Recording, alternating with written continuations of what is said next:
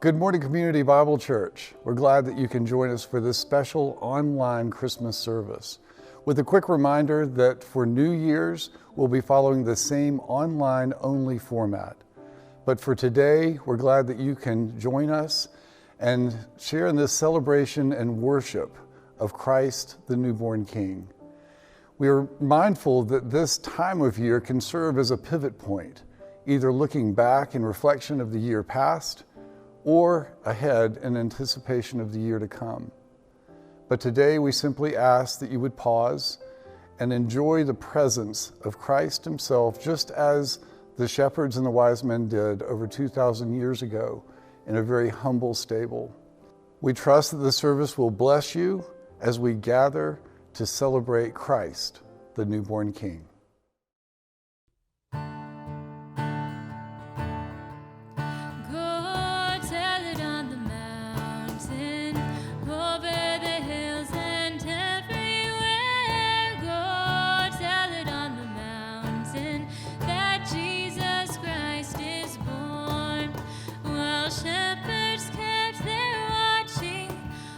Silent flocks by night, behold, throughout the heavens there shone a holy light.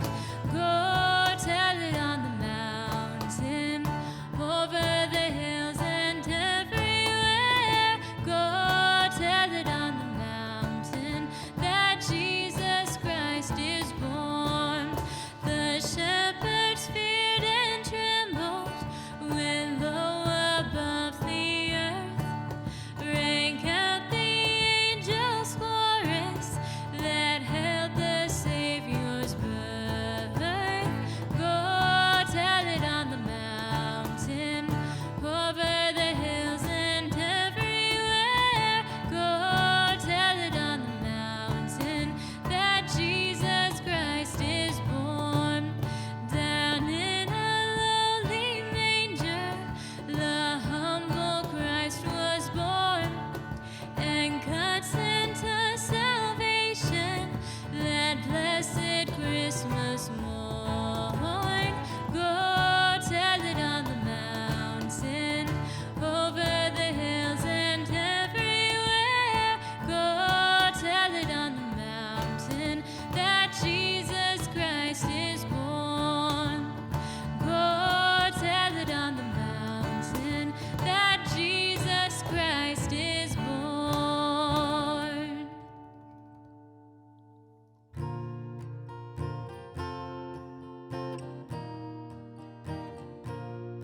The first Noel, the angels did say, was to certain poor shepherds in fields as they lay, in fields where they lay keeping their sheep on a cold winter's night that was so deep. Noel, Noel, Noel,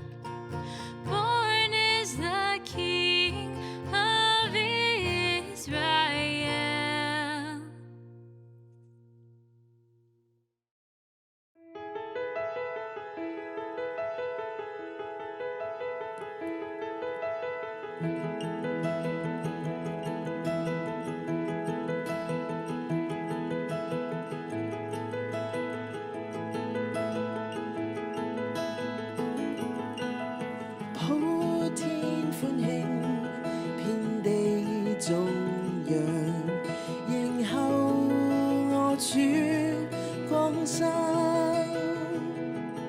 盼每一顆心內給他空間居住，大地萬物頌歌，宇宙同來傳播，萬象同聲，諸天與地高聲歡迎，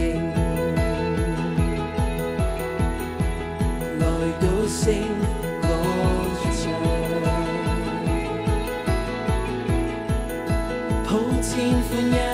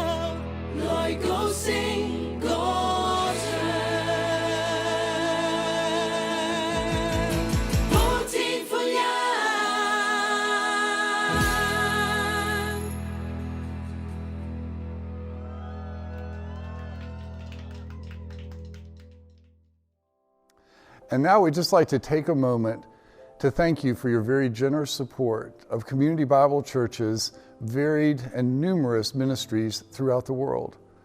As we just heard in the song that was sung, Joy to the World in Cantonese, with Chase Amandrud and his team members in Hong Kong with Youth with a Mission, we're reminded of the need to pray for our missionaries, and so we ask that you pray for Chase and his colleagues. But we also want to be mindful of the many different ministries that we support locally, regionally, and throughout the world. Through our missions, we want to always be mindful that our purpose is to make the love of God known and that His kingdom would be glorified throughout the world. So we want to thank you again for your support for this past year in anticipation of support for the year to come. Thank you.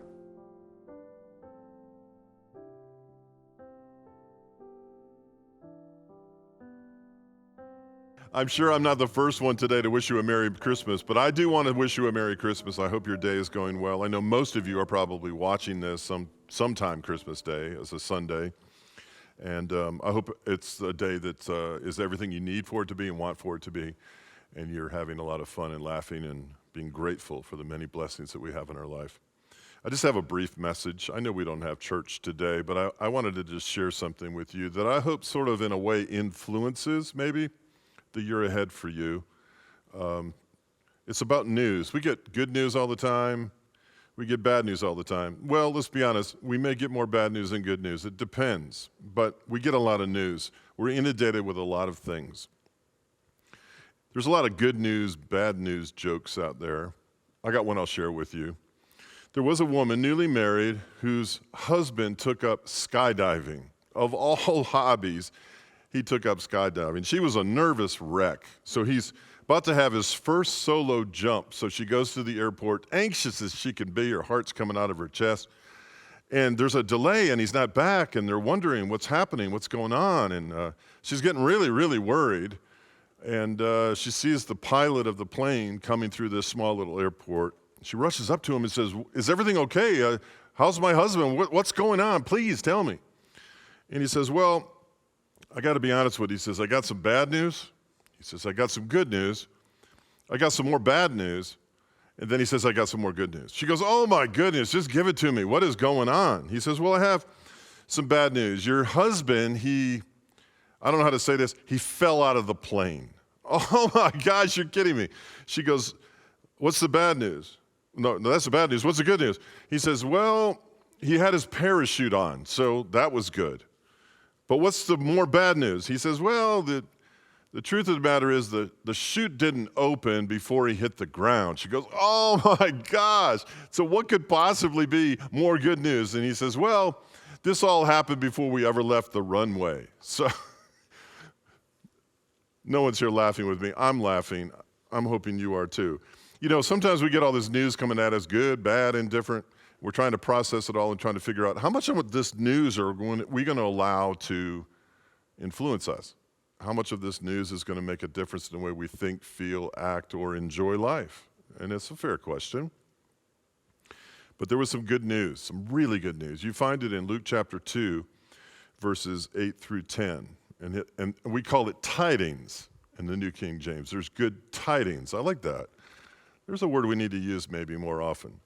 News has a negative connotation, but good tidings. I didn't say roll tide. I said good tidings. Good tidings are something that we can be really looking forward to and find to be very precious, okay? It goes like this. Now there were in the same country shepherds living out in the fields, keeping watch over their flocks by night. And behold, an angel of the Lord stood before them, and the glory of the Lord shone around them, and they were greatly afraid. I guess so. That is, wow. Does that happen every day? I don't know.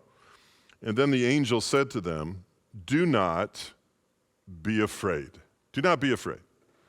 For behold, I bring you good tidings." I got good news. These are broadcasters of beauty, these angels. I got good news, good tidings of great joy, not joy, great joy, which will be to all the people. It's for everybody. All right, let's think about that for a minute. And how might this simple 2 verses begin to maybe further influence not only the year end of 2022, but perhaps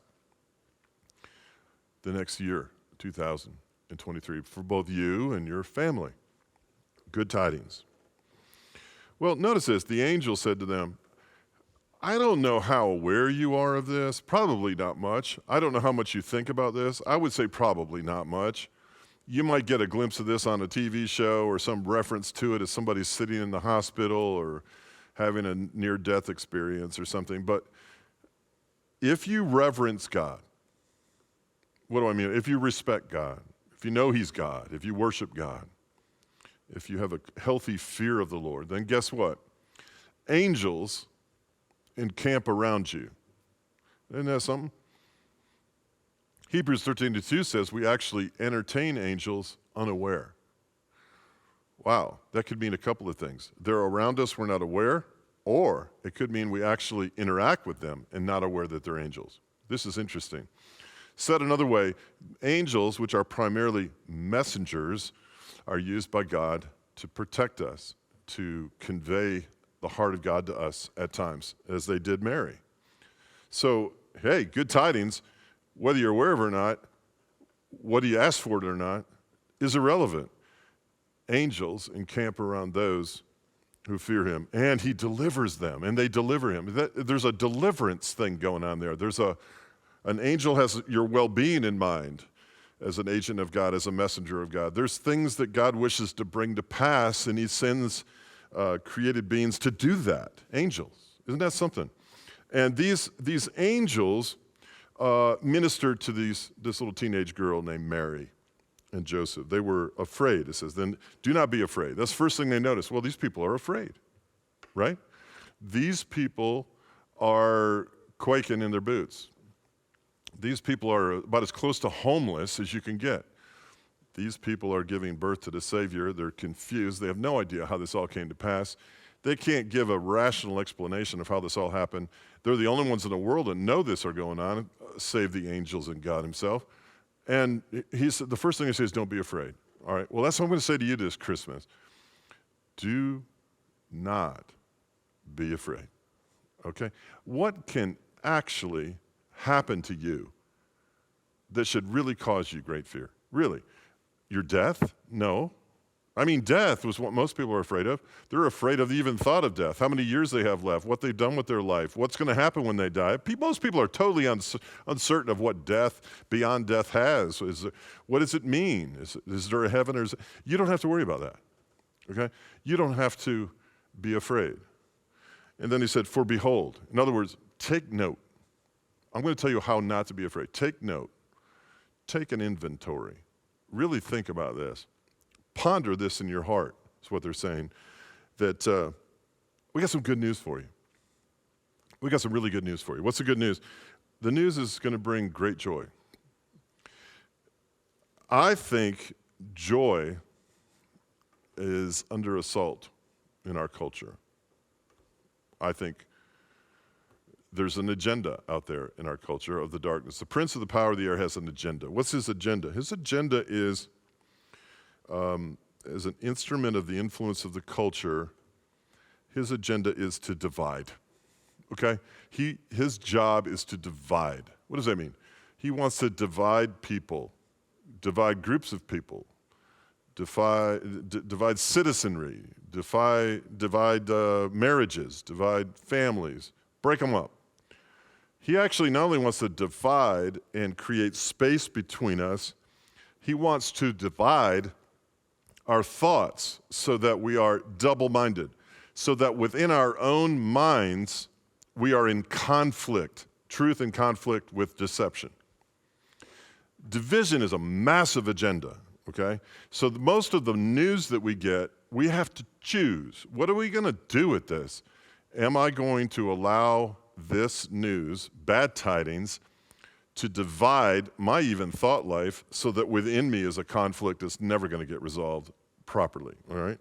That division is supposed to lead to despondency. What is that?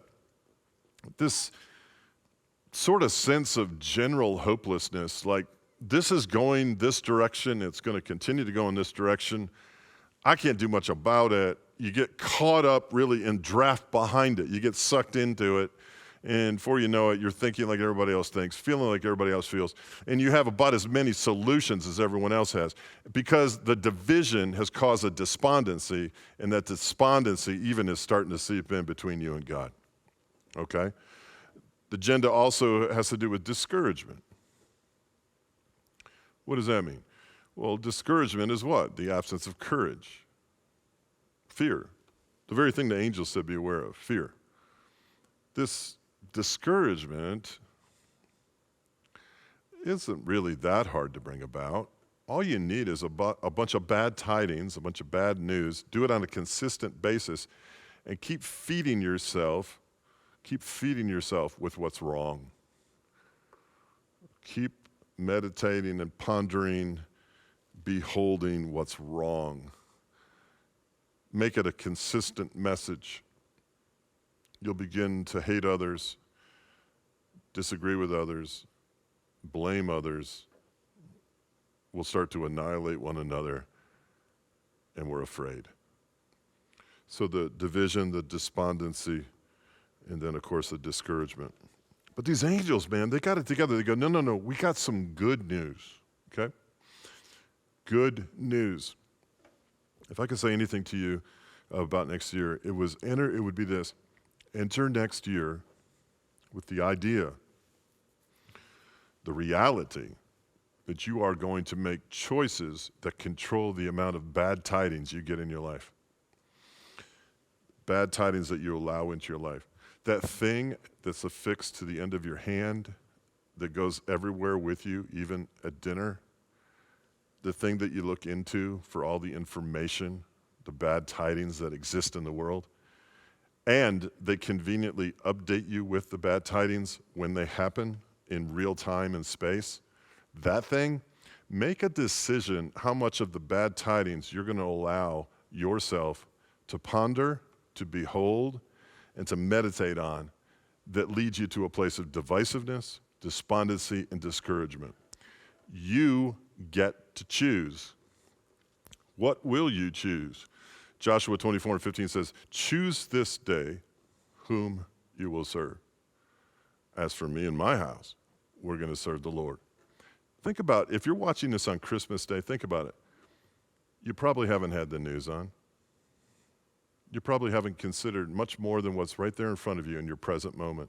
You're living in the present. You're enjoying your loved ones. You're enjoying your family. You're enjoying the sounds of laughter, giddiness, giggles, silliness. You're feasting. You're enjoying the celebration, the tradition, the nostalgia, the things that go along with many, I hope, good experiences over many years. Your children are experiencing the very same thing, as are your grandchildren. Look, there are no good tidings better than Christ, and on Christmas Day of all days, there is the absence, I would hope, of bad tidings. Could we have more Christmas days next year? That's all I'm saying. Could we have more days where we have insulated ourselves and protected ourselves from bad tidings that elicit fear, discouragement, despondency, and division, and, of course, deception? I need to take a look at this in my own life, and I'm in no way, shape, or form wanting to be a downer on Christmas morning. But Christmas morning is the pinnacle of the year where there has to be the absence of bad tidings and the fullness of good tidings. So much so the shepherds working the third shift, they're watching their fields at night, were the first to be invited to the broadcast of there's good things going on here now. There's peace on earth, goodwill toward men. There's joyfulness and fullness. All this is happening right here. You might even be like the innkeeper. You might even be an entrepreneur. You're having a good day, a good quarter, a good year. Your inn is full. Your bank account's full. Your heart's full. But is it? The one thing he didn't have in the natural was room for Christ. I got good tidings for you. You think you're full now? You make a little bit of room for him, and you're going to blow up with fullness, blow up with blessing, blow up with gratitude. He is good news. He is great news. He is good tidings. He's what you and I need in a culture that seeks to steal from us the very joy he came to provide us. Let's look at a couple verses here, and then we'll close. Proverbs 15 and 30. A cheerful look brings joy to the heart. Good news makes for good health. You know, the average child laughs 150 times a day? That's a lot. Say the researchers at the University of Michigan, but the average adult laughs only 15 times. 150 as a child a day, an adult 15 times. I know some adults, it's not 15 times a week. Hello. I know that. And their face is not informed of the joy that's in their heart. I think we need to link the two up. Proverbs 17:22. A joyful heart is good medicine, but depression drains one's strength. You know, over the last couple of years, there was this, oh my gosh, all this debate about vaccinations. Should you take the medicine? Should you not take the medicine? Everybody had different ideas.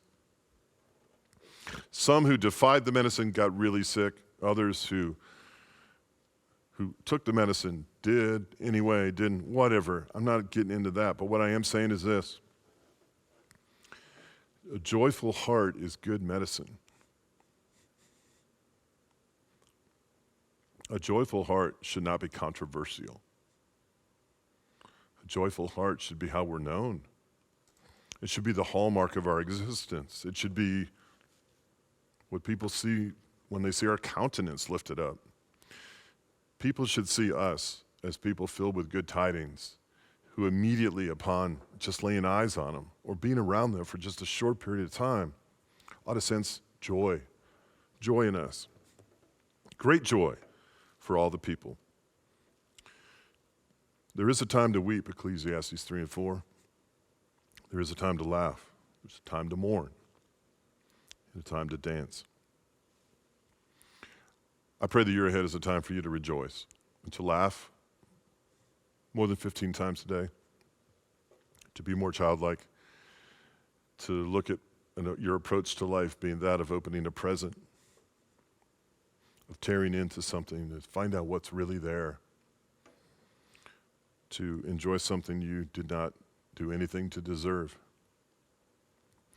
to seek Christ out. You know, one of the things I'm looking forward to is yes, seeing his face,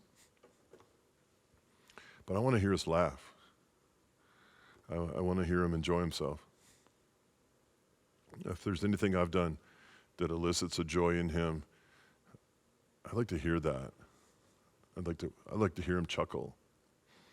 I'd like to hear him recount things that he and I have done together. I'd like to see his joy. But for now, I want to be filled with it, as do you. And I want to see him as good news. And I don't want the bad news to crowd him out. I want to control that. I don't want to live with my head in the sand to deny the reality we live in. I want to know what's going on in the world. But I don't want to be unduly influenced by it. I certainly don't want to be divisive. I don't want to walk in discouragement or despondency or depression, because there's a joy, a divine joy, a fruit of the Spirit that is both for you and for me. And on this day, Christmas, shouldn't that be the most evident? And shouldn't what we experience today, in many ways, be a template for what we can experience each day next year? My prayer for you is joy and good tidings and peace, calm, good choices. Guard your heart, guard your mind. Be careful what you take in. Be careful what you eat. If you eat bad news often enough, you become more like what you eat, and your life starts to look like bad news. The joy of the Lord is your strength. Rejoice in the Lord always. Again, I say rejoice, says Paul. Merry Christmas to you. Ponder the good tidings of the news of Jesus Christ. Guard your heart and mind and filter what comes your way. And enjoy laughing more, embracing more, listening more, encouraging more. And enjoy the unity of the Spirit and the bond of peace. What a year that'll be ahead if just that comes to pass. Merry Christmas to you. I love you. Your church loves you. You're an asset to the kingdom of God. We need more people like you out in the world, laughing and spreading joy and good news of the gospel of Jesus Christ. Amen. Thank you again for joining us today for today's message. And I want to leave you with a benediction taken from Numbers chapter 6 that was spoken over the people of Israel so many thousands of years ago. May the Lord bless you and keep you, and make his face to shine upon you and be gracious unto you. May the Lord turn his face towards you and give you peace. And from all of us at Community Bible Church, we wish you a very Merry Christmas.